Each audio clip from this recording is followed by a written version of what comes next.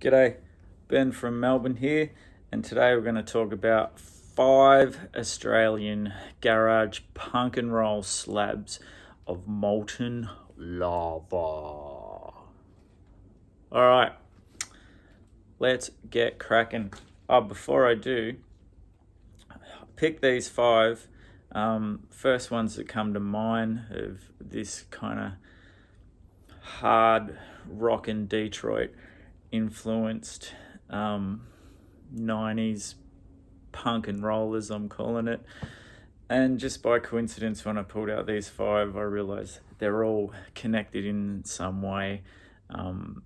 It wasn't intentional, but it's kind of cool. So as we go on, I'll explain why they're connected. So first up, we're going to go with the Mighty Board from their 1991 record, Feed the Dog. It was originally on Survival Records. This, of course, is a reissue, as you'll notice, because the cover is different from the original. The original is like a extreme close-up of a real dog's teeth. Pretty gnarly stuff.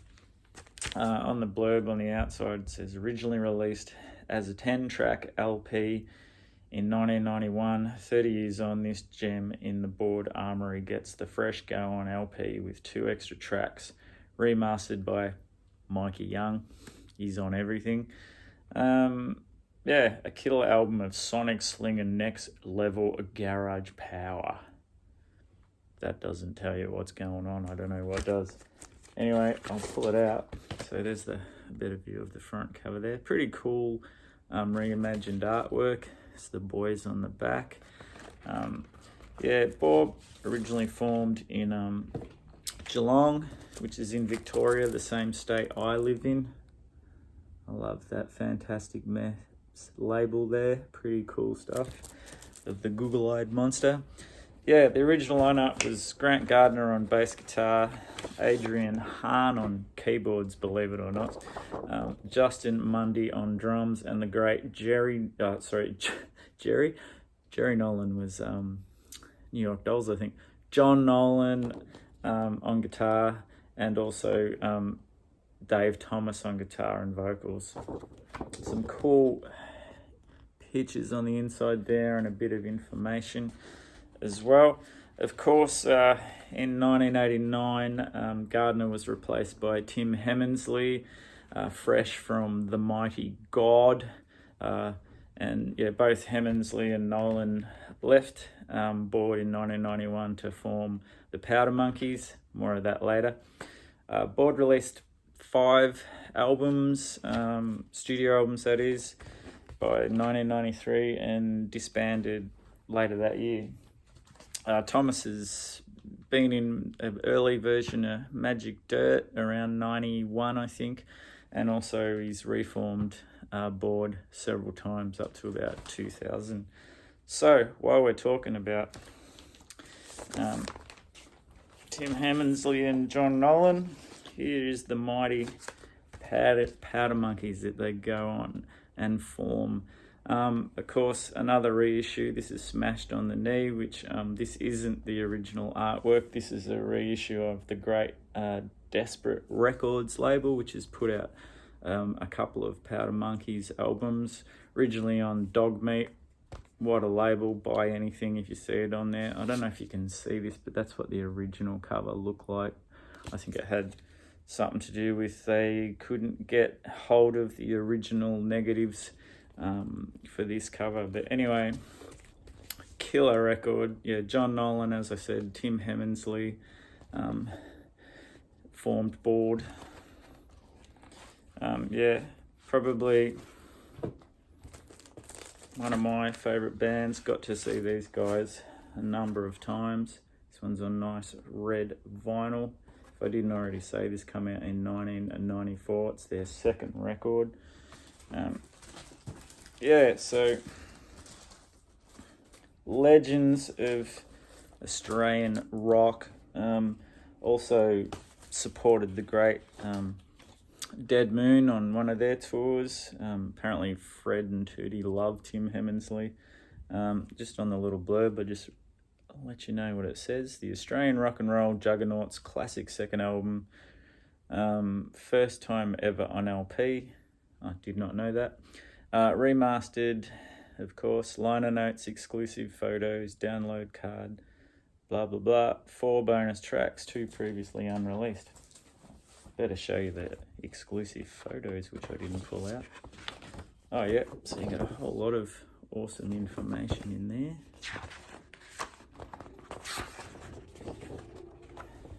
I don't know if you can see that. And then a real big one on the back. Me and posters just don't go together.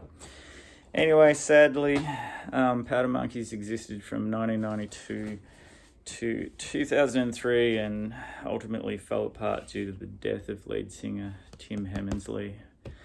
Sad to see such a great luminary of the Australian rock and roll scene go far too young. All right, next up, legends throughout the 80s, but this is one of their 90s records, 1995 in fact, the mighty Cosmic Psychos with Self-Totaled. Love this cover. This is in the pre-digital age, and instead of de-aging, they've, what would the word be? Mega-aged them. But they kind of got it wrong, because Ross is completely bald now. He's got a beautiful haircut like moi.